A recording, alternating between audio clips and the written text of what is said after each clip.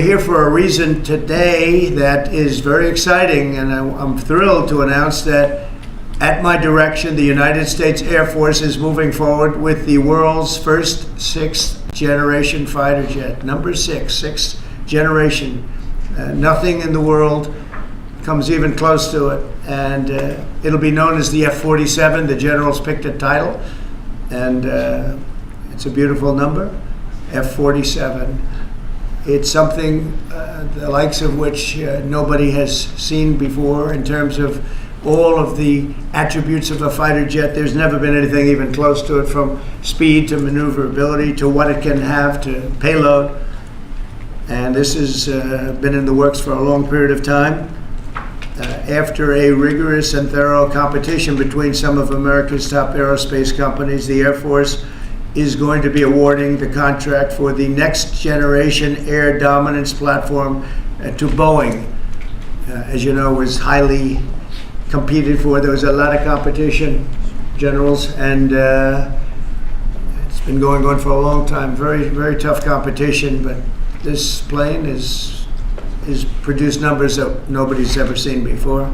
The F-47 will be the most advanced, most capable, most lethal aircraft ever built. An experimental version of the plane has secretly been flying for almost 5 years, and we're confident that it massively overpowers the capabilities of any other nation. There's no other nation. We know every other plane. I've seen every one of them, and it's not even close. This is a next level. You know, level 5 is good. This is level 6, they say.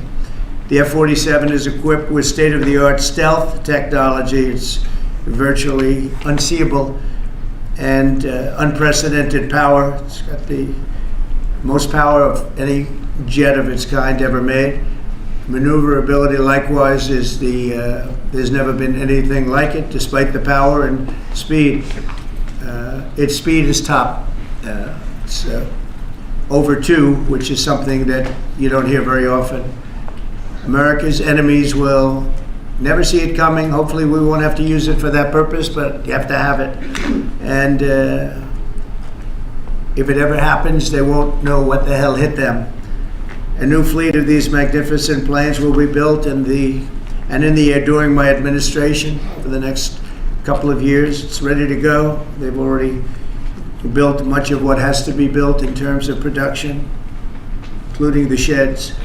Will ensure that the USA continues to dominate the skies. We've given an order for a lot. We can't tell you the price because it would give way to some of the technology and some of the size of the plane, good sized plane.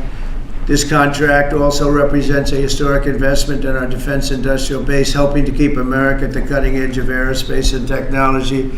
Our allies are calling constantly. They want to buy them also, and certain allies will be selling them, perhaps toned down versions. We like to tone them down about 10%, which probably makes sense because someday maybe they're not our allies, right? But I would like to ask Secretary Hegseth, who's doing a fantastic job. He's really been very inspiring in so many ways, and I must say that before he speaks, we have had record people wanting to join our military in the last 2.5 months, literally since this, I think probably since the election, November 5th, but especially since we came to office and since I announced Pete. He's young, he's smart, he's strong, he loves it, and they love him, but we've had record numbers of people wanting to join our military. Now, if you go back 6 months, it was the exact opposite. You had record numbers of people not wanting to join the military. Now you have record numbers of people wanting to be in our military, and that's a great honor. That shows you we're really on the right track. So, Pete, maybe say a few words. Sure. Please. Well, Mr. President, this is a big day. This is a big day for our warfighters. This is a big day for our country, a big day in the world. The name of this program is the Next Generation of Air Dominance. And Mr. President, because of your leadership, your clarity, America is going to have generations in the future of air dominance because of this 6th generation fighter. We've had the F-15, we had the F-16, the F-18, the F-22, the F-35. Now we have the F-47. F-47, which sends a very direct, clear message to our allies that we're not going anywhere, and to our enemies that we will be able to project power around the globe unimpeded for generations to come. Mr. President, this is a gift to my kids and your kids, to my grandkids and your grandkids. This is a historic investment in the American military, in the American industrial base, in American industry that will help revive the warrior ethos inside our military, which we're doing, rebuild our military, which the previous administration did not do, by the way, Mr. President. They paused this program and were prepared to potentially scrap it. We know this is cheaper, longer range, and more stealthy. President Trump said we're reviving it and we're doing it.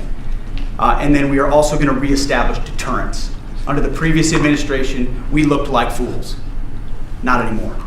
President Trump has reestablished American leadership. The F-47 is part of it. And Mr. President, thank you for having the courage to do it and leading the way for all our warfighters. Thank you very much, Pete. One of the things I will say, but the generals are going to speak in just a couple of seconds, but this plane flies with drones. It flies with many, many drones, as many as you want, and it's a technology that's new, but it doesn't fly by itself. It flies with many drones, as many as we want, and that's something that no other plane can do. So I'd like to introduce, if I might, Air Force Chief of Staff General David Alvin, and also General Dale White, two incredible people that I've known over the years, but I got to know them really well over the last few months. And would you say a few words, please, General? Thank you very much, Mr. President. Mr. President, Mr. Secretary, thank you so much for your unwavering commitment to our military. I will say that this is a big day. This is a big day for our United States Air Force as well. You know, air dominance is not a birthright, but it's become synonymous with American air power. But air dominance needs to be earned every single day. And since the earliest days of aerial warfare, brave American airmen have jumped into their machines, taken to the air, and they've cleared the skies. And whether that be clearing the skies so we can rain down destruction on our enemies from above, or we can clear the path to the ground forces below. That's been our commitment to the fight, and that's really been our promise to America. And with this F-47 as the crown jewel in the next generation air dominance family of systems, we're going to be able to keep that promise well into the future. I also want to thank everyone from industry and within government, our engineers who have worked tirelessly on this program to bring it where we are right now today. This shows that American talent, American skill, and American determination are second to none, because this platform is second to none. So we believe that this provides more lethality, it provides more capability, more modernized capability in a way that is built to adapt. This, along with our collaborative combat aircraft the President talked about with drones, this is allowing us to look into the future and unlock the magic that is human-machine teaming. And as we do that, we're going to write the next generation of modern aerial warfare with this. This enables us to do this. The manner in which we put this program together puts more control in the hands of the government, so we can update and adapt at the speed of relevance, at the speed of technology, not at the speed of bureaucracy. This is more Air Force. This is more options for the President. We say as our mission in the United States Air Force is to fly, fight, and win air power anytime, anywhere. If you want to go anywhere, you have to have a platform that gets you anywhere. This provides the President options from the very one end, which is a quick response, and then we can get right back into fight and stance without having to deploy troops that are going to take maybe months and cost more lives. We can be back in fight and stance, and maybe we restore that deterrence. All the way to decisive victory as part of a joint force that is the most lethal and capable military ever known in history. That's what we provide now, and this allows us to provide it into the future. It's more deterrence, more capability. It's what peace through strength looks like into the future, Mr. President. And so we're very proud to do that. And all we can say is, on behalf of the United States Air Force, let's deliver. Thank you very much. Thank you, General. Would you like to say something? No, sir. I'll just double down what the chief said. He knows what to do. He knows who the boss is. That's exactly right. Air security is what it's all about, and this is what we'll deliver. That's good. Thank you very much. Great job. We've worked together long and hard on this, and this was a big secret. In fact, we don't show too much of the plane for that reason. See what we show? You see how beautiful that is, but that's just a very small part of it. Sure. I wasn't surprised. I was wondering how much are you going to show if they came in with that. You see a wheel in the front? That's about it. Any questions? Mr. President Trump, Peter? is 80,000 pages of documents is a lot to sift through. Yeah. Can you just tell us who killed Kennedy? Well, I was given the task of releasing that because many presidents have gone through it and they haven't released. And I said, release. We even released Social Security numbers. I didn't want anything deleted. They said, so what about Social Security? People long gone, but they're long gone, so I can't imagine. But I said, if you don't delete it, if you do delete it, we have people are going to say, why did you delete it? There's something in there. So we gave Social Security, we gave everything. And the rest is for you to look at, Peter. You're going to see whether or not you see anything. But we've given it. We're doing it with Dr. Martin Luther King, too. They're preparing all of that. They're going to release everything. And whoever else they want. I mean, we have nothing. We really have nothing to hide. We shouldn't have. When a lot of time goes by. But with the Kennedy files, in particular, they were going crazy on them. I don't think there's anything that's earth-shattering, but you'll have to make that determination. In those, it's 80,000. It's actually 88,000, and we have some additional things, as you know, come out today. And for that, you can go to the offices and you can see whatever you want to see. Everything is out there, totally open. The additional stuff is available later on today. You go over to the offices and you can have it immediately. And you'll make a determination. And on something else, these Tren de Aragua guys, because of your executive order, they are designated as foreign terrorists. Yeah. If ISIS or Al-Qaeda foreign terrorists were operating here in the United States, cops would probably be shooting first and asking questions later. And so what is the difference between terrorists, between somebody like an ISIS or an Al-Qaeda operative versus a MS-13 or Tren de Aragua? Well, these are people that focus on destroying people in their homes. They're not as international in that sense. They're a group of thugs. They come from Venezuela. They come from the prisons of Venezuela. They're very, very dangerous people, but they didn't look so dangerous when the guards took care of the situation from El Salvador. And I want to thank the president. He's a friend of mine. He's done a great job. But I just can't imagine that the Democrats are taking this issue where they want to have them back. So now they have men playing in women's sports. They have transgender for everyone. They have open borders. They have all of their crazy policies that are, I think, 95-5, not 90-10, okay? And their new policy is, let's bring Tren de Aragua back into our country. Let's bring the worst. These are the worst gang members there are. They looked amazingly frail, though, by the way they were handled. It's very amazing. They weren't, when they were in Colorado cutting the fingers off a man because he made a phone call to the police, they seemed a lot tougher then than they did when they were having their head shaved and they were in shackles. They're tough people. They're bad people. We don't want them in our country. We can't let a judge say that he wants him. He didn't run for president. He didn't get much more than 80 million votes. And we just can't let that happen. It'd be so bad for our country. I won on the basis of getting criminals out of our country that were let in. It was called unforced error. They were let in by Biden, incompetently let in, and let in by the millions, actually. 21 million people. I believe it's 21 million. And that's not even including the gotaways, but these are rough people. We want them out of our country. And I won the election based at least partly on that, and that's a big part, yeah? And I don't know if you saw this. Tim Walz is now saying about Trump supporters, and forgive me, I'm just reading a quote from Tim Walz, I think I could kick most of their ass. Oh boy, he'd be in trouble. Is there any way to know? Well, he's a loser, yeah, I mean, the guy's a loser. He lost an election. He played a part. Usually a vice president doesn't play a part, they say. I think Tim played a part. I think he was so bad that he hurt her.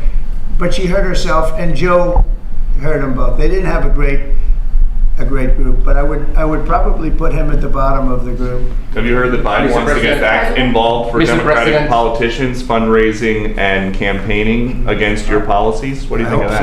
I hope Mr. President, there are several families. Mr. President, there are families from some of the people. Who are you with? I'm with La Nación newspaper from Argentina. There are families from some of the people that were on those flights to El Salvador that claim that they're not criminals, they're not members of Tren de Agua, of MS-13. What can you tell them, and what guarantees can you give them that everyone in those planes were actual criminals, terrorists, as you said? Well, I was told that they went through a very strong vetting process, and that that will also be continuing in El Salvador. And if there's anything like that, we would certainly want to find out. But these were a bad group. This was a bad group, and they were in bad areas, and they were with a lot of other people that were absolutely killers, murderers, and people that were really bad with the worst records you've ever seen. And but we will continue that process, absolutely. We don't want to make that kind of a mistake. Mr. President, is the U.S. planning to give up the position of NATO's Supreme Allied Commander? And if so, why?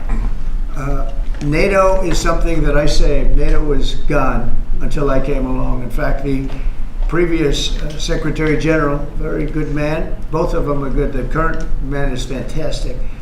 But both of them have said, if it wasn't for Trump, you wouldn't even have a NATO, because we were paying the cost of almost all of the countries. And now they're paying. I said, we're not going to do this. We're not going to continue. You heard us on trade. You do bad things on trade, and then on top of it, we're supposed to pay for your military. And because of what I did, hundreds of billions of dollars flowed into NATO by countries that just weren't paying. They were delinquent. They weren't paying their bills. So NATO is solid. They're strong. But they have to treat us fairly. Are we going to give up the... Because look, without us, NATO's not the same. And I can tell you, I've been having very good discussions, as you know, with President Zelensky and with President Putin. And President Putin will tell you that without the United States, he wouldn't be worried. But he is worried when the United States is involved. And I have to tell you, I've dealt very well with both gentlemen, and we have, I think we have the confines of a deal. I hope we have the confines of a deal. I'm doing it for two reasons. Number one, and by far most importantly, thousands of young people, and they're not American people, they're Russian and they're Ukrainian, are being killed every week, thousands a week. And also the United States has paid, because of Biden, $350 billion on a war that should have never happened. If we had a competent president in this sitting right here, that war would have never happened. It would have absolutely never happened with me. And it didn't happen. For 4 years, it didn't happen. Mr. President, do you think you have the authority, the power to round up people, deport them, and then you're under no obligation to a court to show the evidence against them? Well, that's what the law says, and that's what our country needs, because we were, unfortunately, they allowed millions of people to come into our country, totally unvetted, totally unchecked. So you ought to ask, did he have the authority to allow millions of people? Did Biden have the authority to do something that's unthinkable? Have open borders where millions of people poured into our country, totally unvetted and totally unchecked, just as you would say. And many of those people were criminals. Many of them were from jails and prisons and mental institutions and gang members and drug dealers. And very dangerous people. Many were murderers. We have 11,088 that we know of murderers they murdered. Of that number, at least half killed more than one person. They're in our country. They're in a location near you. Biden allowed that to happen to our country. And his people that really ran the country. And the person that operated the auto pen, I think we ought to find out who that was, because I guess that was the real president. So when you ask me if we have the authority, did Biden have the authority to allow millions of people to come into our country? Many of these people, hardened criminals at the top of the line who have caused tremendous damage in our country. You see them in New York City fighting with our police. I mean, literally having fist fights in the street with our police. These are tough, hard criminals. Many of them came out of jails, and not just South America, from all over the world. They came out from Africa, from the Congo. They came out from Asia. Not just South America, but many from South America. These are hard, tough criminals, and we have to get them out. And a judge sitting behind a bench someplace got a nice appointment. You can't take that away from the people that are responsible. Now, in this case, Marco Rubio has a lot of big decisions to make, and he's a fantastic person, a great man. I think he'll be our best. I think he has a chance to be our best Secretary of State. He's been doing incredibly. He works so hard. He's gone to so many different countries already, and he's got the authority to get bad people out of our country. And you can't stop that with a judge sitting behind a bench that has no idea what goes on, who happens to be a radical left lunatic. Do you think the judiciary You guys today are denying. You guys are denying this New York Times report that Elon Musk was going to be shown a 20 to 30 page presentation about a theoretical war plan against China. Why not just show it to Elon? Because I don't want to show it to anybody. You know, you're talking about a potential war with China. Now, I deal with these people all the time, and I'm dealing with Pete, I'm dealing with these gentlemen on numerous different airplane purchases, and I think they're all going to be great. But I don't want other people seeing, anybody seeing potential war with China. We don't want to have a potential war with China, but I can tell you if we did, we're very well equipped to handle it. But I don't want to show that to anybody. But certainly you wouldn't show it to a businessman who is helping us so much. He's a great patriot. He's paying a big price for helping us cut costs, and he's doing a great job. He's finding tremendous waste, fraud, and abuse.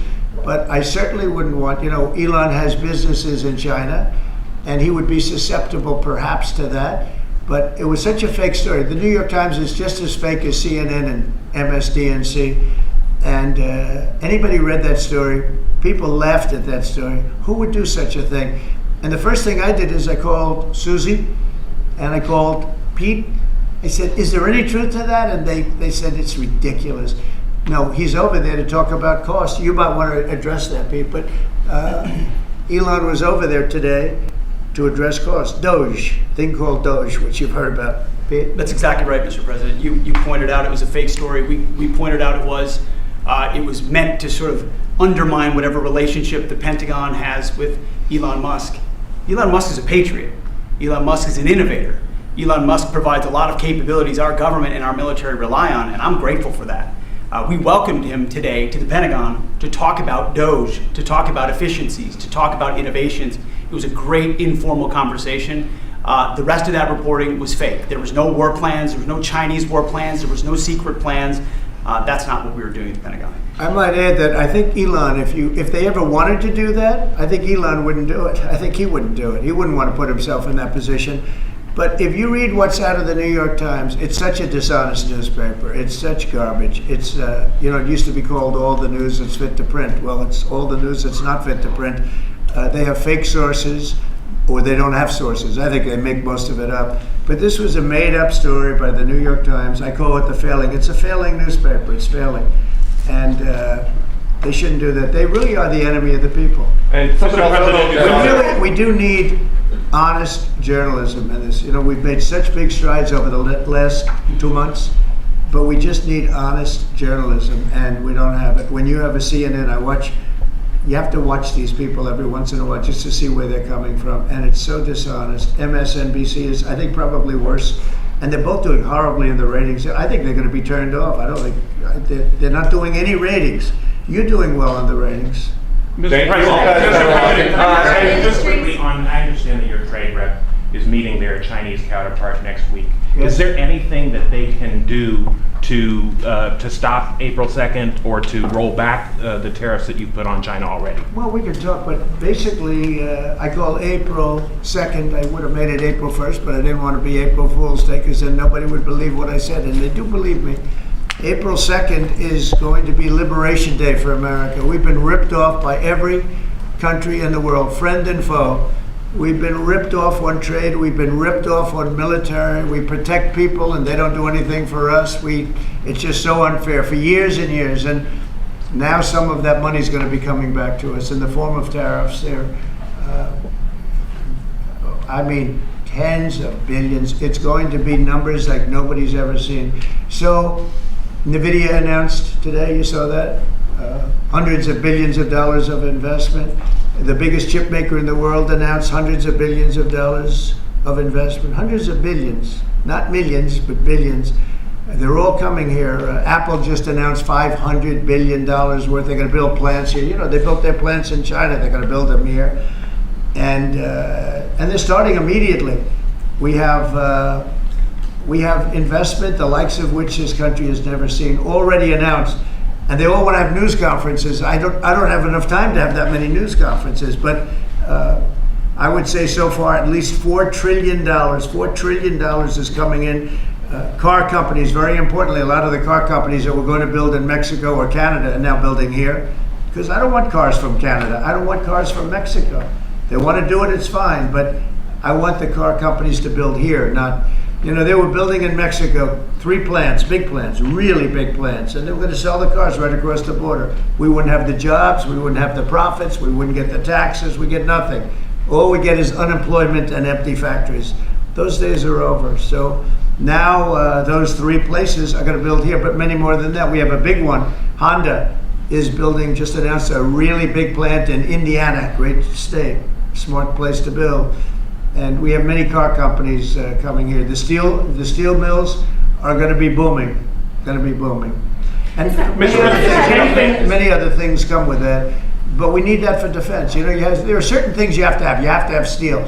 We would have had, if I didn't do in my first term tariffs to stop the onslaught, because they were dumping steel in order to destroy our steel plants. If I didn't do 50% and even 100% in certain cases tariffs on steel, you wouldn't have a steel plant in the United States. And Biden was unable to get rid of those tariffs because they threw off so much money that his numbers, which didn't work anyway, because his numbers were terrible, what he did, the way he spent money was so horrible, and what he allowed to happen to energy. That's the other thing. Energy is going to be like it's never been before. Mr. Vice President is here. Do you have anything to say while you're here? No, sir. I'm good Vice President. I'm just here to watch the show, sir. Okay. I think airplanes are pretty cool, so I wanted to check this out. Airplane's cool. It is cool. Mr. President, anything that China can do to take off the trade war at this point, though? Well, I'll be speaking to President Xi. I have a great relationship with him. We're going to have a very good relationship. But we have a $1 trillion deficit because of Biden with President Xi. More than that. I mean, I've heard $1.2 trillion. We have a deficit. And I've explained that to President Xi. We also have a problem where he's allowing fentanyl to be sent into Mexico and then cross the border and, killing. I think the number is much higher than the 125, 115 that I think it's closer to 300,000 people a year. And so that's a problem. But they have a tremendous surplus against the United States, and we don't want that. Mr. President, why do you want to control Ukraine's power plant? Members of industries have come to you asking for exemptions on tariffs. Is that something that is under consideration by you? Well, people are coming to me and talking about tariffs, and a lot of people are asking me if they could have exceptions. And once you do that for one, you have to do that for all. So, I mean, generally, I did something interestingly during 2 weeks ago. I gave the American car companies a break because it would have been unfair if I didn't. And everybody said, oh, he changed his mind on tariffs. I didn't change my mind. I helped our, sort of big 3, big 4. I helped some of the American companies. And instead of taking it properly, they said, oh, he changed it. I don't change, but the word flexibility is an important word. Sometimes there's flexibility, so there'll be flexibility, but basically it's reciprocal. So that if China's charging us 50% or 30% or 20%, and I don't mean China, I mean anybody, any country, Canada. Nobody knows that Canada's charging our dairy farmers. They have 270% tariffs. Nobody knows that. Nobody knows that. They have up to 400%. They have a couple of tariffs at 400%. Nobody knows that. Nobody talks about that. And remember, with Canada, we don't need their cars, we don't need their lumber, we don't need their energy, we don't need anything from Canada, and yet it costs us $200 billion a year in subsidy to keep Canada afloat.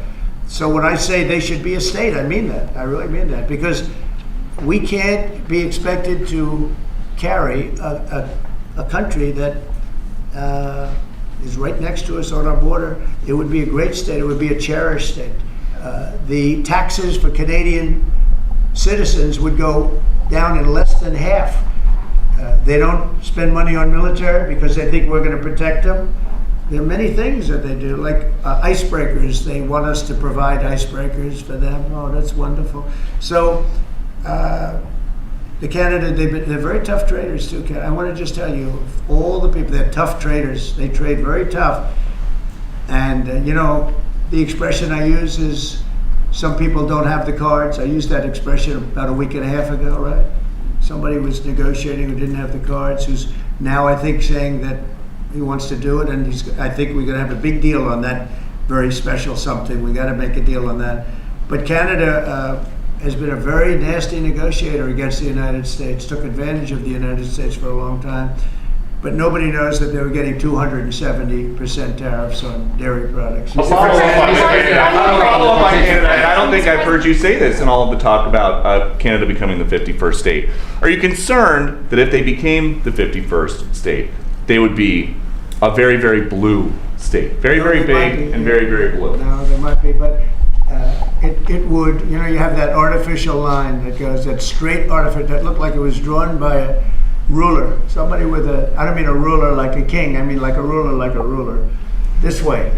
And it's just an artificial line that was drawn in the sand or in the ice. And you know, can I tell Peter, just, you add that to this country, what a beautiful landmass, the most beautiful landmass anywhere in the world. And it was just cut off for whatever reason. It would be great. Now, is it liberal? Maybe, but you know, a conservative until I got involved, because I don't care who wins up there. I frankly probably would do better with a liberal than the conservative, if you want to know the truth. But just a little while ago, before I got involved and totally changed the election, which I don't care about, probably it's to our advantage actually, but the conservative was leading against, I call him Governor Trudeau, the conservative was leading by 35 points. So, you know, so I don't know about that. I think Canada is a place like a lot of other places. If you have a good candidate, the candidate's going to win. And the two astronauts that you just helped save from space, they didn't get any overtime pay for all that extra time. They got $5 a day per diem. For 286 days, that is $1,430 in extra pay. Is there anything the administration can do to get them, to make them whole?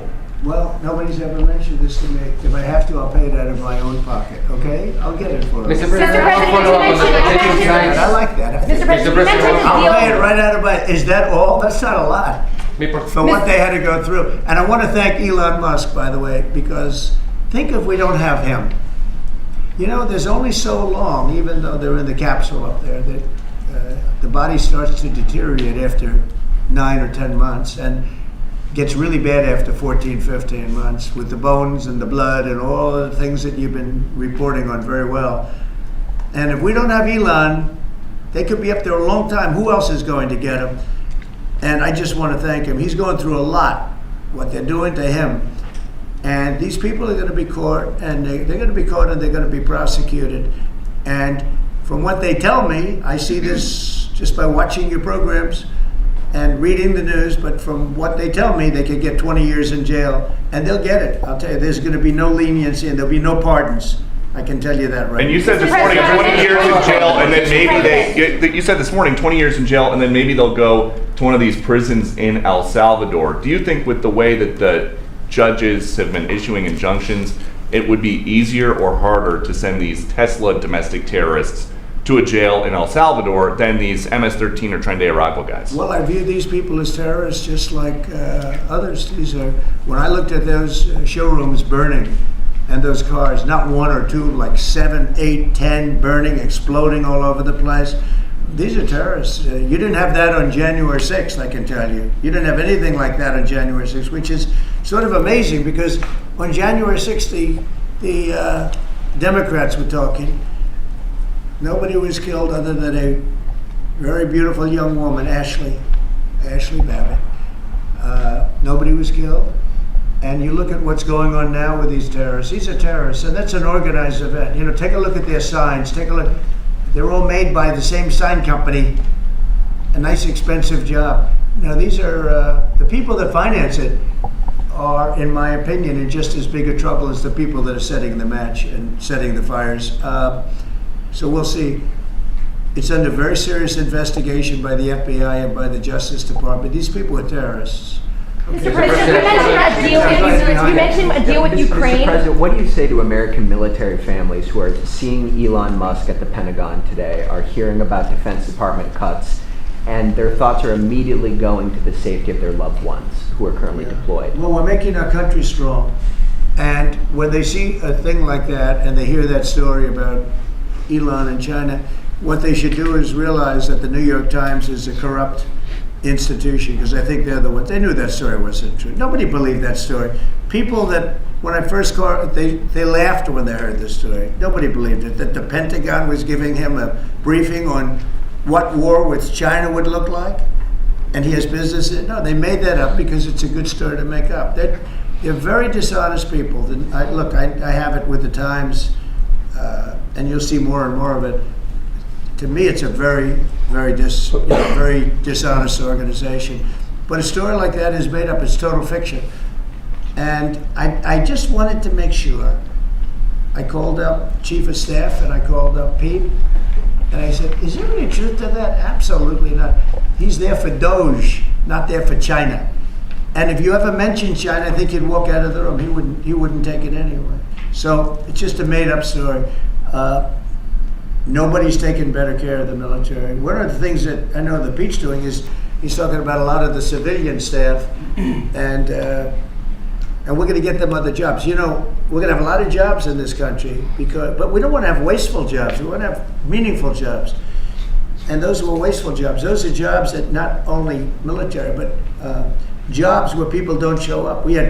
You take a look at Department of Education. I've never seen so many buildings with the names on it. You go past one after another Department of Education, and they're empty. The people don't show up. You know why? Because they have other jobs, because they're playing golf, or they're playing something, they're doing something. And we have a lot of great people, but we have to move that back to the States. We're going to make our country strong, and we're going to get people much better jobs, because we have companies moving into our country, the likes of which we've never seen before. Nothing like this has happened, and it's automatic. They don't want to pay the tariffs. How do you avoid paying the tariffs? You build your plant in the United States, and it's a beautiful thing to see. I see it.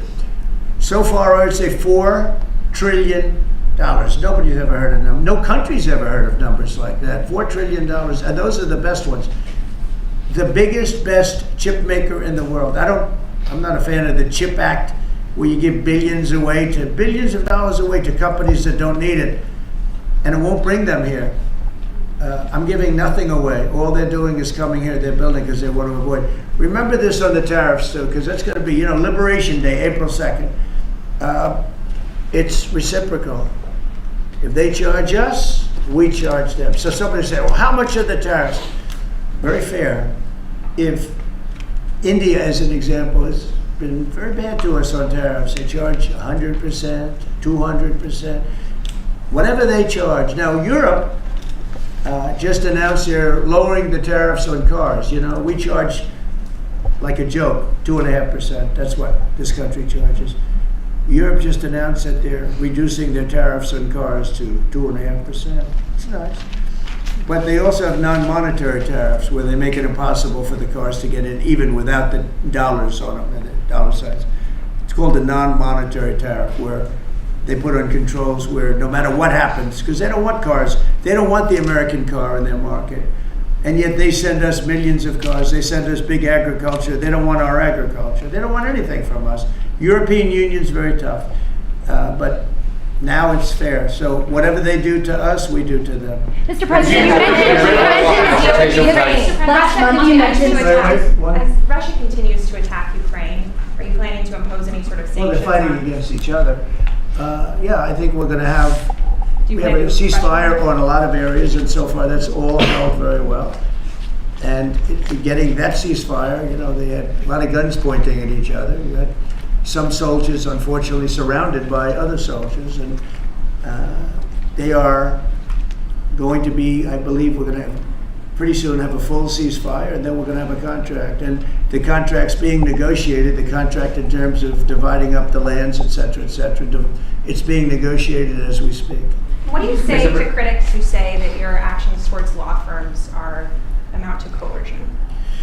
Well, the law firms all want to make deals. You mean the law firms that we're going after, that went after me for 4 years, ruthlessly, violently, illegally? You mean, are those the law firms you're talking about? They're not babies. They're very sophisticated people.